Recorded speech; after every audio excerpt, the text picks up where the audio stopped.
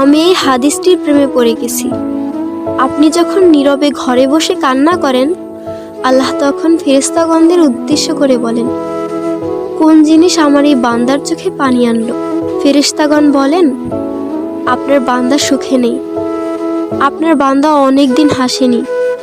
এই বলে ফেরেশতাগণ কান্না করতে থাকেন এবং আল্লাহকে বলেন, হে আমার রব, আপনি জানেন আপনার এই বান্দার হৃদয়ে কি রয়েছে, অতএব আপনি তার জন্য সবকিছু সহজ করে দিন। আল্লাহ বলেন, আমার এই বান্দা এমন কিছু জীবন থেকে হারিয়ে ফেলেছে যা সে অধিক ভালোবেসেছিল। অতএব আল্লাহ বলেন, আমি শপথ করছি, আমার বান্দা তার জীবন থেকে যা হারিয়েছে এর চেয়ে উত্তম জিনিস তাকে এনে দেব, যা দেখে দুনিয়া ও আখিরাতের সবাই বিস্মিত হবে। আলহামদুলিল্লাহ।